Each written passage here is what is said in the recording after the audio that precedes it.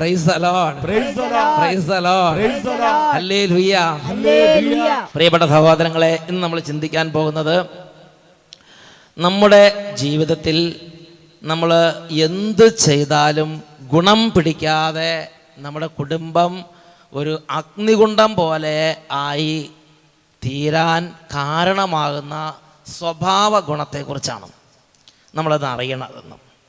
നമ്മുടെ സ്വഭാവ ഗുണം എങ്ങനെ നമ്മുടെ കുടുംബത്തെ നശിപ്പിക്കുമെന്ന് നമ്മൾ മനസ്സിലാക്കണം. 2-3 കാര്യങ്ങൾ നമ്മളതിനെക്കുറിച്ച് ചിന്തിക്കാനുണ്ട്. ആദ്യത്തിൽ നമ്മൾ ചിന്തിക്കുന്നത് മലാക്കി പ്രവാചന ഗ്രന്ഥത്തിൽ 2-ാം അധ്യായത്തിൽ 13-ാമത്തെ തിരുലിഖിതമാണ്. ഒരുപാട് പേര് അവരുടെ ജീവിതത്തിൽ അഭിമുഖീകരിക്കുന്ന വലിയൊരു വേദനയുണ്ട്. അവരുടെ വേദന ഇതാണ്: ഞങ്ങൾ കുറേ കാലമായി പ്രാർത്ഥിക്കുന്നു, ഞങ്ങൾ പ്രാർത്ഥിച്ചിട്ടും ഞങ്ങളുടെ പ്രാർത്ഥന ദൈവം കേൾക്കുന്നില്ല. ഞങ്ങൾ ധ്യാനത്തിന് പോകുന്നു, ഞങ്ങൾ പള്ളിയിൽ പോകുന്നു, ഞങ്ങൾ കുർബാനയ്ക്ക് പോകുന്നു, ഞങ്ങൾ സന്ധ്യാപ്രാർത്ഥന ചെയ്യുന്നു, എന്നിട്ട് ഞങ്ങളുടെ ദൈവം ഞങ്ങളുടെ പ്രാർത്ഥന കേൾക്കുന്നില്ല. ദൈവത്തിൻ്റെ വചനം മലാക്കി പ്രവചനത്തിൽ 2-ാം അധ്യായം 13-14 വാക്യങ്ങളിൽ ഇങ്ങനെയാണ് രേഖപ്പെടുത്തുന്നത്: അവിടുന്ന്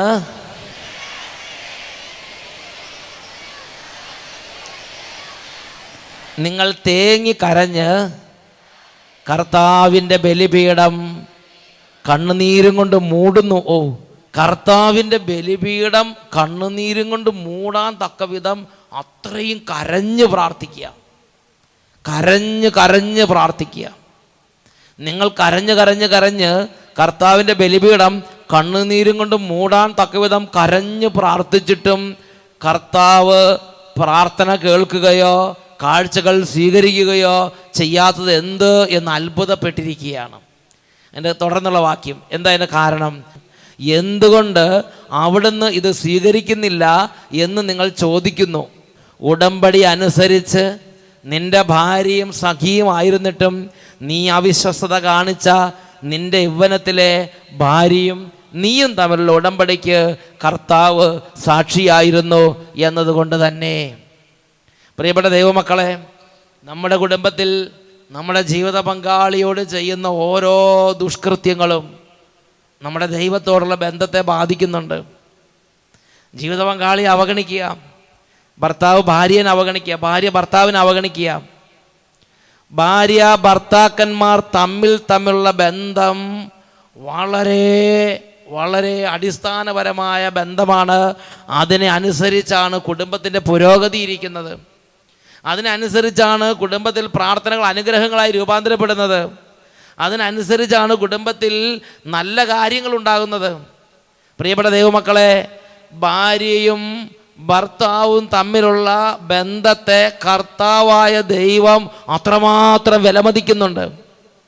ഒരു ഭർത്താവിനുള്ള ബന്ധം ഏതെങ്കിലും തരത്തിലുള്ള ബന്ധം പോലെയാണെന്ന് വിചാരിക്കാൻ പാടില്ല.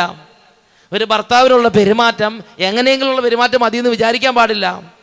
ഒരു ഭാര്യയോടുള്ള ബന്ധം അങ്ങനെ തന്നെ.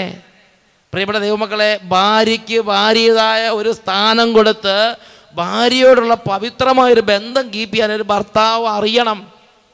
ഭർത്താവിന് ഭർത്താവിൻ്റെ സ്ഥാനം കൊടുത്ത് ഭർത്താവിനുള്ള പവിത്രമായ ബന്ധം കീപ്പ് ചെയ്യാൻ ഒരു ഭാര്യ അറിഞ്ഞിരിക്കണം.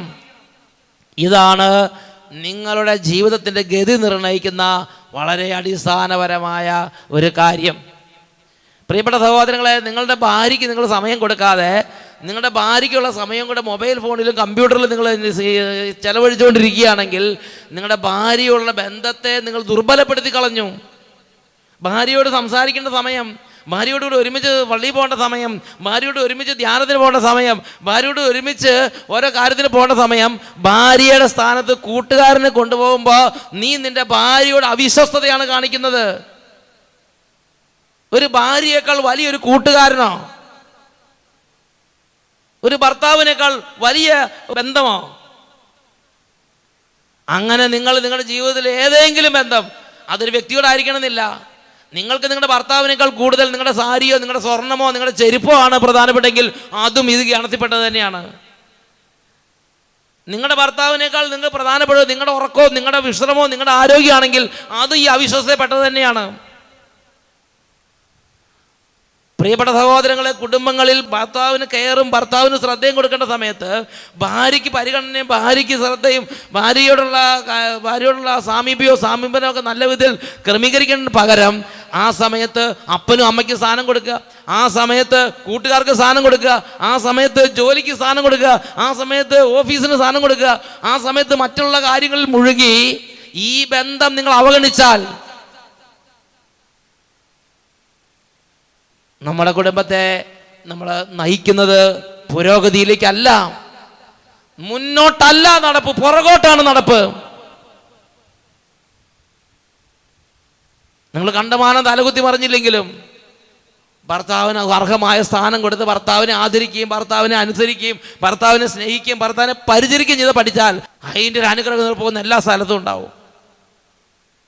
നിങ്ങൾ കണ്ടമാനം കുടുംബത്തിന് വേണ്ടി നേടിയില്ലെങ്കിലും നിങ്ങളുടെ ഭാര്യമാരെ ഒന്ന് പരിഗണിച്ച് ശ്രദ്ധിച്ച് അവർക്ക് ഇച്ചിരി സമയം കൊടുത്ത് അവരർഹിക്കുന്ന സ്ഥാനവും സമയവും പ്രാർത്ഥനയും അനുഗ്രഹവും കൂട്ടായ്മയും സാമീപ്യം എല്ലാം കൊടുത്ത് ആ ഭാര്യയായി നിങ്ങളുടെ ജീവിതത്തിൽ അംഗീകരിച്ച് ആ സ്ഥാനം കൊടുത്ത് കൊണ്ട് നടന്നാൽ, പ്രിയപ്പെട്ട സഹോദരങ്ങളെ, നമ്മൾ കണ്ടമാനം തലകുത്തി മറിയണ്ട. ദൈവത്തിൻ്റെ അനുഗ്രഹത്താൽ നമ്മുടെ കുടുംബങ്ങളിൽ വേണ്ട കാര്യങ്ങൾ വേണ്ട സമയത്ത് വേണ്ടതുപോലെ നടക്കാൻ ദൈവം ഇടവരുത്തും. ഇന്ന് കണ്ണുനീർ കയമായി നമ്മുടെ കുടുംബങ്ങൾ മാറുന്നുണ്ടെങ്കിൽ അതിൻ്റെ പ്രധാനപ്പെട്ട ഒരു കാരണം ഭാര്യ ഭർത്താക്കന്മാരുടെ ബന്ധത്തെ അവര് അവഗണനയുടെ വലിയ അഗാധ വഴി തള്ളിക്കളഞ്ഞു എന്നുള്ളതാണ്. പ്രിയപ്പെട്ട സഹോദരങ്ങളെ, അതുകൊണ്ട് നമ്മുടെ കുടുംബങ്ങൾ ബലിഷ്ഠമാകാൻ ദൈവം ആഗ്രഹിക്കുന്ന വളരെ പ്രധാനപ്പെട്ട ഒരു കാര്യമാണ് ഭർത്താവിനെ ആദരിക്കുന്ന, ഭർത്താവിനുള്ള ബന്ധത്തെ പവിത്രമായി കരുതി അനുദിനം ആ ബന്ധത്തെ വളർത്തി കൊണ്ടുവരുന്നൊരു ഭാര്യ. അനുദിനം ഭാര്യയുള്ള ബന്ധത്തെ പവിത്രമായി കരുതി, അതായത് ഒരു സ്വർണ്ണക്കടക്കാരൻ അല്ലെങ്കിൽ ഒരു വജ്ര വിൽപ്പനക്കാരൻ ഡെയിലി ആ വജ്രമോതിരം എടുത്ത് അല്ലെങ്കിൽ സ്വർണ്ണമോതിരം എടുത്ത് അല്ലെങ്കിൽ വൈഡൂര്യ മോതിരം എടുത്ത് തുടച്ച് വൃത്തിയാക്കി വെക്കുന്നത് പോലെ നിൻ്റെ ഭാര്യയുമായുള്ള ബന്ധത്തെ ഡെയിലി തുടച്ച് നീറ്റാക്കി ഡെയിലി അതിനെ പവിത്രമായി അതിനെ ഫ്രഷായിട്ട് അതിനെ പരിഗണിച്ച് അതിനെ വളർത്തിയെടുക്കാൻ ഒരു വ്യക്തി ഉത്സാഹിച്ചാൽ ആ കുടുംബത്തിൽ ദൈവത്തിൻ്റെ അനന്തമായ ജീവനും അനന്തമായ അനുഗ്രഹവും ദൈവം വർഷിക്കും. ഇത് ഉറപ്പാണ്. എന്നാൽ ഭാര്യ ഭർത്തൃ ബന്ധത്തെ തളർത്തിയാൽ അവിടെ ദൈവത്തിൻ്റെ അനുഗ്രഹം നിലയ്ക്കും, മരുഭൂമി പോലെയായി മാറും. കുടുംബം ഒരു മരുഭൂമി പോലെയായി മാറും. പ്രിയപ്പെട്ട സഹോദരങ്ങളെ, അനവധി കുടുംബങ്ങളുടെ കണ്ണുനീര് ഈ കാലഘട്ടത്തിൽ കാണാൻ സാധിച്ചിട്ടുണ്ട്. എന്ത് ചെയ്താലും നേരെയാകാതെ, എന്ത് ചെയ്താലും ഒന്നും ചെയ്യാൻ പറ്റാതെ, ഒന്നും അനുഭവിക്കാൻ പറ്റാതെ വളരെ കഷ്ടതയിരിക്കുന്ന പല കുടുംബങ്ങളെ കാണാൻ വന്നിട്ടുണ്ട്. അപ്പോൾ കർത്താവിൻ്റെ സന്നിധി പ്രാർത്ഥിച്ചപ്പോൾ കർത്താവ് വെളിപ്പെടുത്തുന്ന വളരെ പ്രധാനപ്പെട്ട ഒരു കാര്യമാണ്, ഞാൻ ആ കുടുംബത്തിൽ നിന്ന് ഇറങ്ങിപ്പോന്ന കുടുംബമാണ്. കർത്താവ് ഈ ഭവനത്തിൻ്റെ നാഥൻ, കർത്താവ് ഈ ഭവനത്തിൻ്റെ രക്ഷകൻ എന്നൊക്കെ എഴുതി വെച്ചിട്ട് കാര്യമില്ല സഹോദരങ്ങളെ. ഭാര്യയ്ക്കും ഭർത്താവിനും ആ ഭാര്യ ഭർത്തൃ ബന്ധത്തെ നല്ല വിധത്തിൽ തിളങ്ങുന്ന വിധത്തിൽ കീപ്പ് ചെയ്യാനായിട്ട് ഉത്സാഹമുണ്ടോ എന്ന് കർത്താവ് നോക്കുകയാണ് കുടുംബത്തിൽ വന്നിട്ട്. രണ്ടാമത്തെ ഒരു മേഖല നമ്മൾ കാണുന്നത് മലാക്കിയുടെ പുസ്തകം 4-ാം അധ്യായം 6-ാമത്തെ തിരുലിഖിതം. ഞാൻ വന്ന് ദേശത്തെ ശാപം കൊണ്ട് നശിപ്പിക്കാതിരിക്കേണ്ടതിന് അവൻ പിതാക്കന്മാരുടെ ഹൃദയം മക്കളിലേക്കും മക്കളുടെ ഹൃദയം പിതാക്കന്മാരിലേക്കും തിരിക്കും. മക്കളുടെ ഹൃദയം പിതാക്കന്മാരിൽ നിന്ന് അകന്നു പോവുക, മക്കൾക്ക് മാതാപിതാക്കന്മാരോട് സംസാരിക്കാനും മാതാപിതാക്കന്മാരോട് ഇരിക്കാനും വീട്ടിൽ കയറാനും തോന്നിയല്ല. അതിന് പകരം മക്കളുടെ ഹൃദയം അകന്ന് മറ്റ് പല സ്ഥലങ്ങളിലേക്കും പോവുക. മാതാപിതാക്കൾക്ക് മക്കളോട് സ്നേഹം ഇല്ലാതെയാവും, മാതാപിതാക്കളോട് ബഹുമാനവും ആദരവും ഇല്ലാത്ത മക്കള്. ഇങ്ങനെ ഒരു കുടുംബം രൂപപ്പെട്ട് കഴിയുമ്പോൾ, ഇത് സാത്താൻ ആഗ്രഹിക്കുന്ന ഒരു കുടുംബത്തിൻ്റെ ലക്ഷണമാണ്. ഇങ്ങനെ ഒരു കുടുംബം രൂപപ്പെട്ട് കഴിയുമ്പോൾ ആ കുടുംബം അഗ്നിയും ഗന്ധവും ഇറക്കി നശിപ്പിക്കേണ്ട വിധം സൊദോം ഗൊമോറ പട്ടണം പോലെ ആ കുടുംബം ദഹിപ്പിക്കപ്പെടേണ്ട ഒരു കുടുംബമായി മാറും. അതുകൊണ്ട് ദൈവം പറയാണ്, ഒരു കുടുംബം അങ്ങനെ നാശത്തിൻ്റെ വക്കത്തെത്തി നിൽക്കുമ്പോൾ, ഒരു കുടുംബത്തെ രക്ഷിക്കാൻ വേണ്ടി ദൈവം ആഗ്രഹിക്കുന്ന സമയത്ത് ആ കുടുംബത്തിൻ്റെ കടബാധ്യത ആയിരിക്കില്ല അത് എടുത്തു മാറ്റുക. ഒരു കുടുംബത്തെ രക്ഷിക്കാൻ ദൈവം ആഗ്രഹിക്കുമ്പോൾ ആ കുടുംബത്തിലെ ശത്രുക്കളെ ആയിരിക്കില്ല ദൈവം ആദ്യം എടുത്തു മാറ്റുക.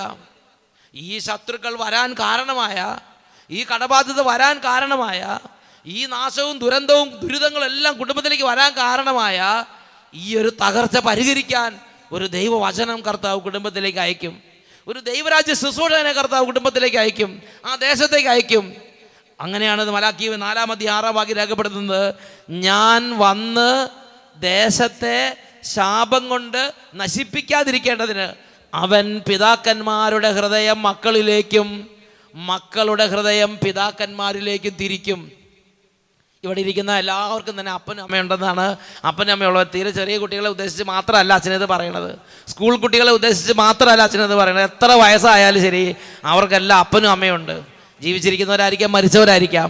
പ്രിയപ്പെട്ട സഹോദരങ്ങളെ, മാതാപിതാക്കളോടുള്ള ബന്ധം ഞാനും നിങ്ങൾ ഗൗരവത്തിൽ ചിന്തിക്കേണ്ട ഒരു കാര്യമാണെന്ന് ദൈവവചനം ഓർമ്മപ്പെടുത്തുകയാണ്. നമ്മൾ കടബാധ്യത വീട്ടാൻ വേണ്ടി ഓടുമ്പം, നമ്മൾ കുടുംബത്തിൻ്റെ ബിസിനസ് നേരെയാക്കാൻ വേണ്ടി ഓടുമ്പം, നമ്മുടെ കുടുംബത്തിൻ്റെ കൃഷി നേരെയാക്കാൻ വേണ്ടി ഓടുമ്പം അവിടെയല്ല ആദ്യം നമ്മൾ അധ്വാനിക്കേണ്ടത്. ഒരു കുടുംബത്തെ പടുത്തുയർത്താനോ, ഒരു ദേശത്തെ പടുത്തുയർത്താനോ, ഒരു സമൂഹത്തെ പടുത്തുയർത്താനോ നിങ്ങൾ നിങ്ങളുടെ ജീവിതത്തെ പടുത്തുയർത്താനോ ഉദ്ദേശിക്കുന്നുണ്ടെങ്കിൽ നാം ശ്രദ്ധിക്കേണ്ട ചില കാര്യങ്ങൾ അടിസ്ഥാനപരമായി ദൈവവചനങ്ങൾ നമുക്ക് നൽകുന്നുണ്ട്. അതിൽ പ്രധാനപ്പെട്ട ഒരു കാര്യമാണ് അപ്പനും അമ്മയുമായുള്ള ബന്ധത്തെ ഞാനും നിങ്ങളും പരിശോധിക്കണം. അപ്പനും അമ്മയും തമ്മിലുള്ള ബന്ധം ഞാനും നിങ്ങൾ ദുർബലപ്പെടുത്തിയിട്ടുണ്ടെങ്കിൽ പ്രിയപ്പെട്ട സഹോദരങ്ങളെ, അത് വളരെ പെട്ടെന്ന് ആദ്യമായിട്ട് ബാധിക്കുന്നത് നമ്മുടെ കുടുംബത്തിൻ്റെ സാമ്പത്തിക മേഖലയാണ്. നമ്മുടെ കുടുംബത്തിൻ്റെ ബിസിനസ്സിനെ അത് ബാധിക്കും, കൃഷി അത് ബാധിക്കും, വരുമാനത്തിന് ബാധിക്കും. രാവിലെ മുതൽ വൈകുന്നേരം വരെ ചത്ത് പണിയെടുക്കും. നമ്മൾ എന്ത് കൊണ്ടുവന്നാലും ആ കുടുംബത്തിൽ കൊണ്ടുവന്നാൽ തിരിച്ചെടുക്കാൻ 5 പൈസ ബാക്കി ഉണ്ടായാല. വലിയൊരു അഗ്നികുണ്ഡത്തിൽ കൊണ്ട് നിടുന്നത് പോലെ ആയിരിക്കും നമ്മുടെ കുടുംബത്തിലേക്ക് കൊണ്ടുവരുന്ന സർവ്വ കാര്യത്തിൻ്റെ അവസ്ഥ. സമാധാനം ഇല്ലാതെ അങ്ങനെ അവിടെ ആ കുടുംബത്തിനുള്ളിൽ, ആ വീടിനുള്ളിൽ ജീവിതങ്ങൾ അങ്ങനെ നീങ്ങിപ്പോകും. പ്രിയപ്പെട്ട സഹോദരങ്ങളെ, സുഭാഷിതങ്ങളുടെ പുസ്തകം 6-ാം അധ്യായം 20 മുതൽ 22 വരെ തിരുലിഖിതങ്ങൾ. അവിടെ നമ്മൾ വായിക്കുന്നത് എങ്ങനെയാണ്? എൻ്റെ മകനെ, നിന്റെ പിതാവിൻ്റെ കൽപ്പന നീ കാത്തുകൊള്ളുക, നിന്റെ അമ്മയുടെ ഉപദേശം നീ നിരസിക്കരുത്. നിന്റെ അപ്പൻ ഒരു കാര്യം പറഞ്ഞാൽ നീ ചെവി കൊടുക്കണം. ആ സമയത്ത് നീ മൊബൈൽ ഫോൺ എടുത്ത് ഓടാൻ നിൽക്കരുത്. ആ സമയത്ത് നീ കടന്ന് ബഹളം വെച്ച് നീ മുക്കറയിട്ട് ആ സൈലന്റ് വല്ല കാട്ടുപോത്ത് നിൽക്കണമെന്ന് നിൽക്കരുത്. നിന്റെ അപ്പനാ നിന്നോട് പറയണമെന്ന് വിചാരിച്ച് നീ അപ്പം പറയണ വാക്ക് നീ ശ്രദ്ധിച്ച് കേൾക്കണം, നീ ശ്രദ്ധിച്ച് കേൾക്കണം. നീ നിലത്ത് കിടക്കണ കൈക്കല ചവിട്ടി തൂക്കണ പോലെ നിന്റെ അമ്മ ഒരു കാര്യം പറയുമ്പം നീ അത് ചവിട്ടി തൂത്ത് നീ കടന്നു പോകരുത്. നീ ചവിട്ടി പതിച്ച് നീ കടന്നു പോകരുത്. നീ ഒരു ക്ഷണം ആ സ്വരം നീ കേൾക്കണം. എന്താ പറഞ്ഞത്, എന്തിനാ പറഞ്ഞത്, ആരാ പറഞ്ഞത്? ഒരു വകതിരിവ് വേണം, ഒരു വകതിരിവ് വേണം. പന്നിക്ക് മൂക്കുത്തിയിട്ട് പോലെ നീ പോകരുത്. ഒരു വകതിരിവ് വേണം നിനക്ക്. നിന്റെ അപ്പൻ്റെയും അമ്മയുടെയും വാക്കുകൾക്ക് നീ വില കൊടുക്കണം. നീ അതിനെ കാത്തു സൂക്ഷിക്കണം. നിനക്കൊരു സ്വർണ്ണമാല കിട്ടിയാൽ നീ അത് കുളി കഴിയുമ്പോഴും, നീ അത് രാത്രി കിടക്കുമ്പോഴും, നേരം വെളുക്ക് എഴുന്നേൽക്കുമ്പോഴും ഒക്കെ നീ സ്വർണ്ണമാല നീ സൂക്ഷിക്കണില്ലേ? അതേപോലെ നിന്റെ അപ്പൻ്റെയും അമ്മയുടെയും വാക്കുകൾക്ക് നീ വില കൊടുക്കണമെന്ന് ദൈവത്തിൻ്റെ വചനം ദൈവമക്കളെ ഓർമ്മപ്പെടുത്തുകയാണ്. അടുത്തത്, അവ നിന്റെ കഴുത്തിൽ ധരിക്കുക, അവ നിന്റെ ഹൃദയത്തിൽ നീ സദാ ഉറപ്പിക്കുക. കിടക്കുമ്പോൾ നിന്നെ അത് കാത്തുകൊള്ളും, ഉണരുമ്പോൾ അത് നിന്നെ ഉപദേശിക്കും, നടക്കുമ്പോൾ അതിനെ നയിക്കും. നീ നടക്കുമ്പോഴും ഇരിക്കുമ്പോഴും കിടക്കുമ്പോഴും എഴുന്നേൽക്കുമ്പോഴും നിന്റെ അപ്പൻ്റെയും അമ്മയുടെയും ഒരു പ്രസൻസ്, ഒരു സാന്നിധ്യം, ഒരു അനുഗ്രഹം നിന്റെ ചുറ്റിലും ഇങ്ങനെ മൂവ് ചെയ്തുകൊണ്ടിരിക്കും. നിന്റെ ചുറ്റിലും അത് ഉണ്ടായിരിക്കും. നീ വില കൊടുത്തിട്ടുണ്ടെങ്കിൽ ഞാൻ ഓർക്കുന്നുണ്ട്, നമ്മുടെ ഈ സഹോദരങ്ങൾ, കൂടുതലുള്ള അച്ഛന്മാരോ സഹോദരങ്ങളൊക്കെ ശുശ്രൂഷയ്ക്ക് പോകുമ്പം അവർ പോണ സമയത്ത് അവർ പ്രദേശത്തുള്ള ആളുകൾ അവരോട് പറയുന്ന ഒരു കാര്യമുണ്ട്. ഇവർ സ്റ്റേജിൽ നിന്ന് ശുശ്രൂഷ ചെയ്യുമ്പം അവർ കാണുന്നത് വട്ടായലസിനടുത്ത് നിൽക്കണം, സ്റ്റേജിൽ വട്ടായലസിൽ നിൽക്കണം. ആരാധന നടത്തുമ്പോഴും വചനം പ്രഘോഷിക്കുമ്പോഴൊക്കെ അടുത്ത് വന്ന് അച്ഛൻ വന്ന് നിൽക്കുക. എന്താ കാരണം?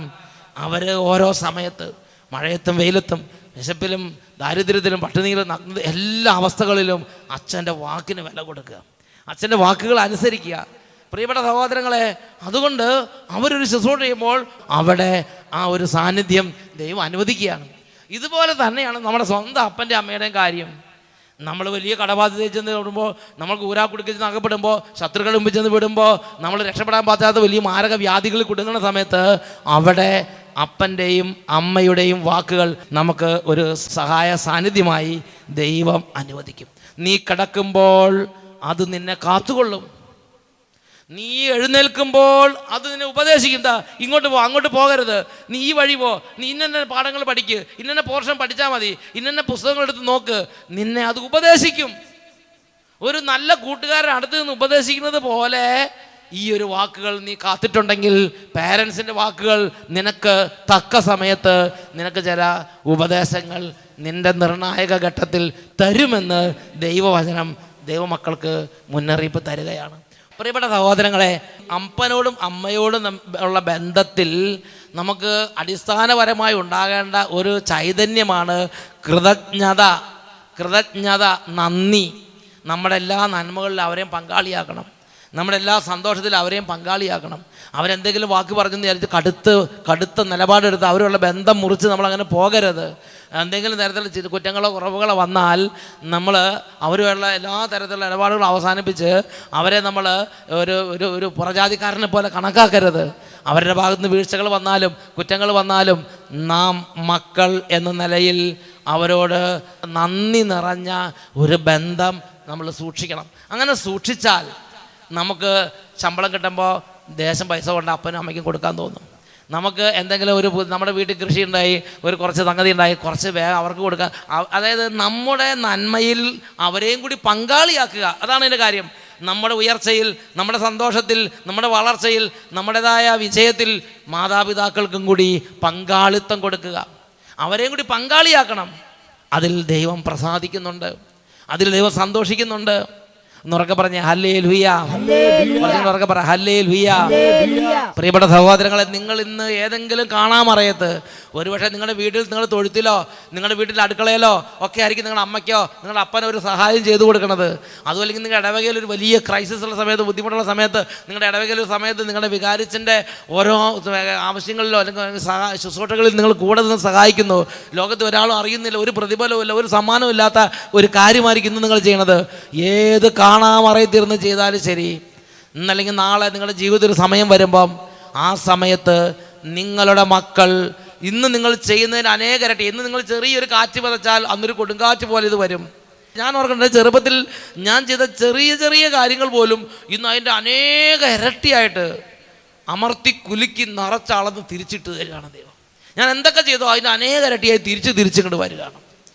പ്രിയപ്പെട്ട സഹോദരങ്ങളെ, ഇന്ന് എത്ര രഹസ്യമായിട്ട് എത്ര കാണാമറന്ന് ആരും അറിയുന്നില്ലെന്ന് വിചാരിച്ച് ചെയ്യുന്ന ഒരു നന്മ പ്രവൃത്തിയാണെങ്കിൽ പോലും നാളെ നിങ്ങളുടെ ഒരു സമയത്ത്, നിങ്ങളുടെ ജീവിതത്തിൽ നിർണായക ഘട്ടത്തിൽ അനേക ഇരട്ടിയായി അത് അമർത്തി കുലുക്കി നിറച്ചളന്ന് നിങ്ങളുടെ മടിയിൽ കൊണ്ടുവന്നിട്ട് തരും. അതുപോലെ ഇത് ശക്തമാണ്.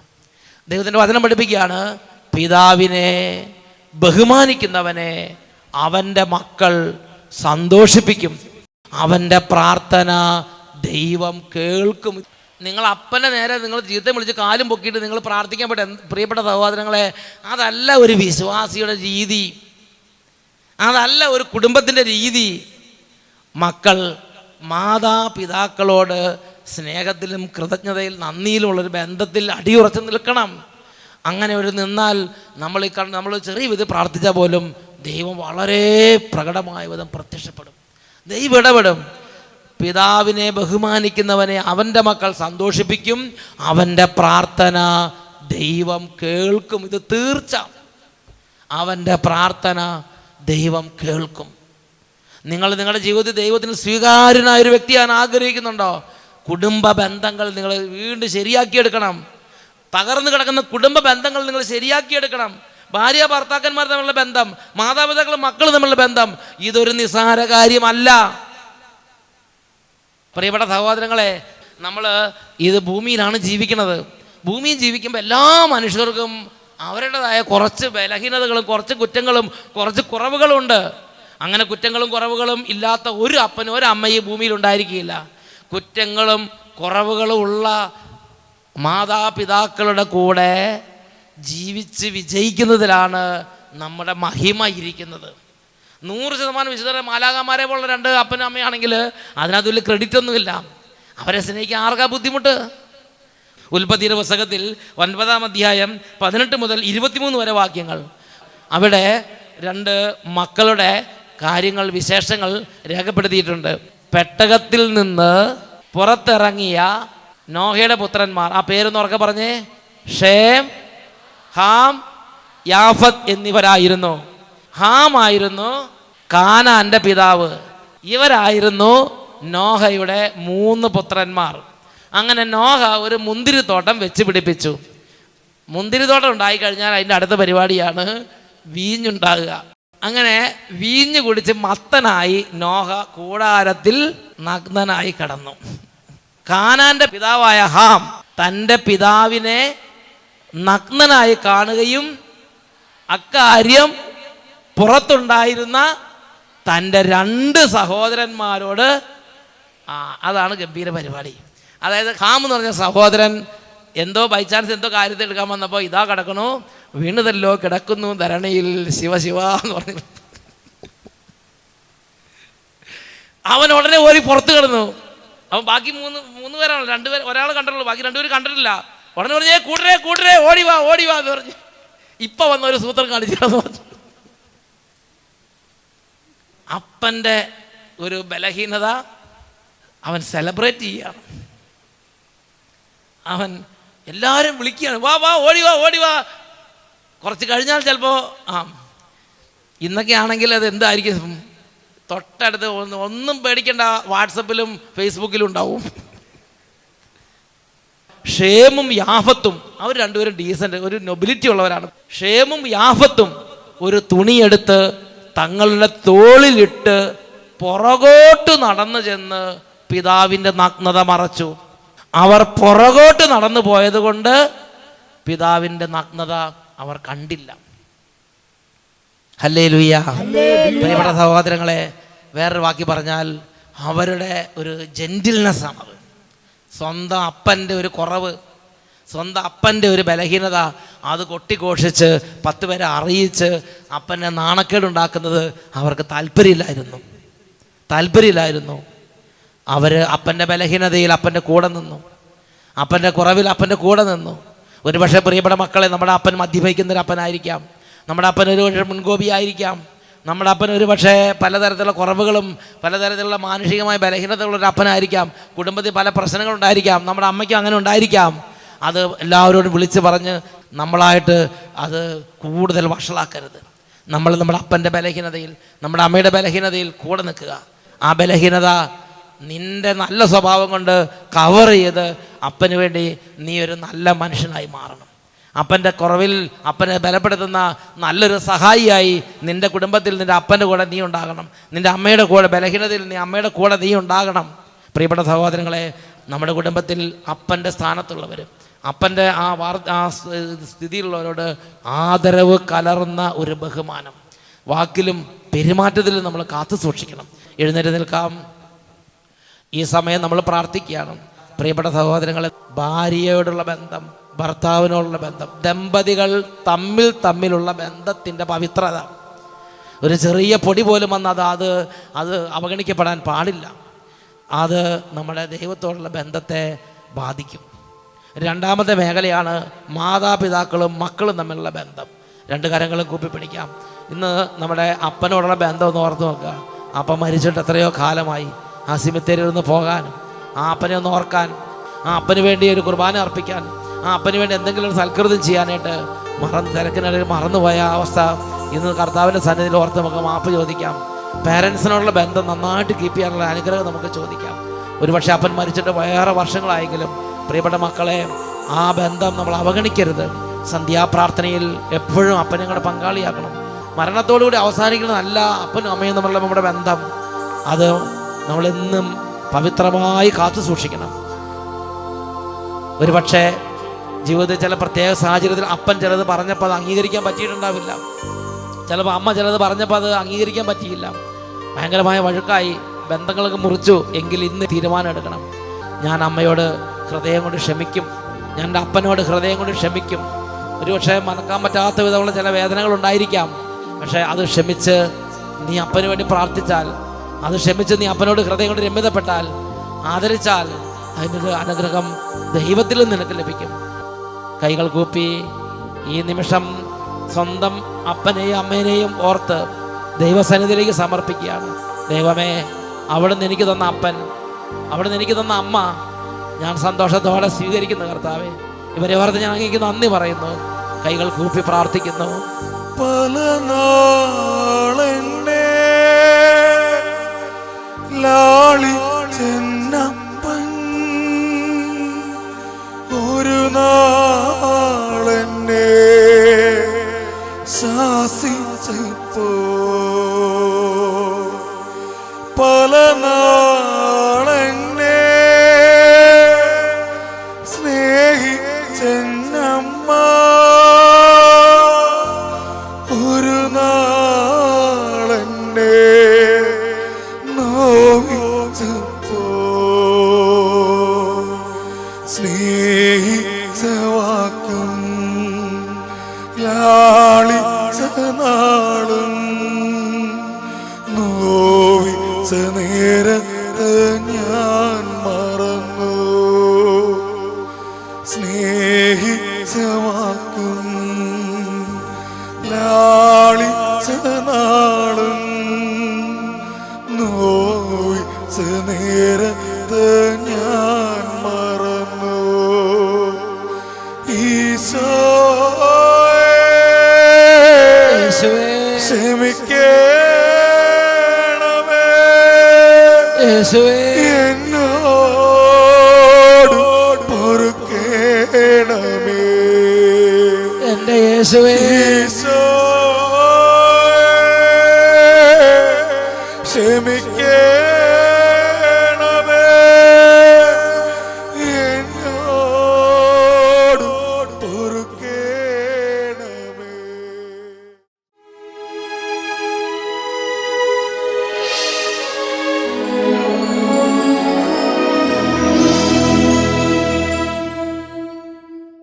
പ്രിയപ്പെട്ട ദൈവമക്കളെ, കരങ്ങൾ കൂപ്പി ഈ സമയം എളിമപ്പെട്ട് നമുക്ക് പ്രാർത്ഥിക്കാം.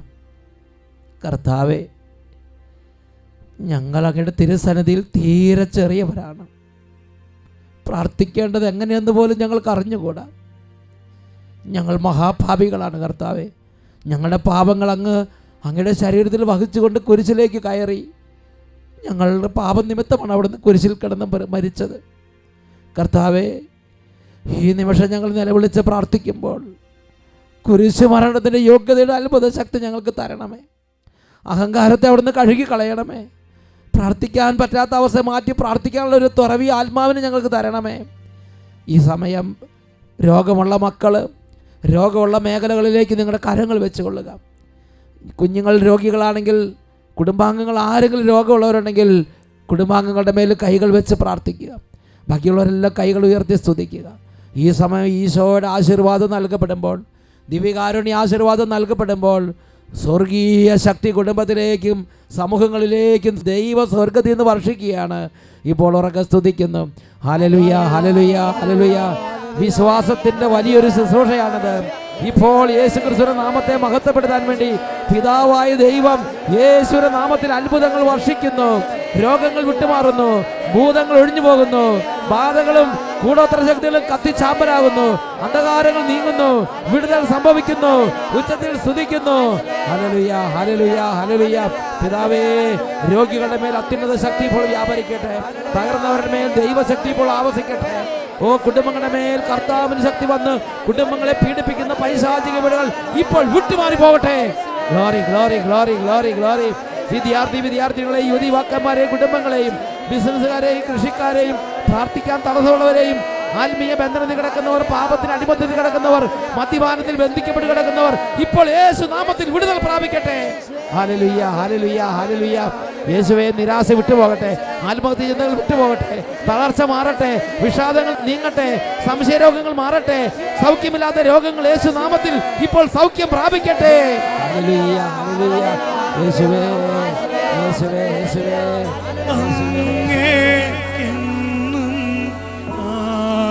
ആരാധനയും സ്തുതിയും പുകഴ്ചയും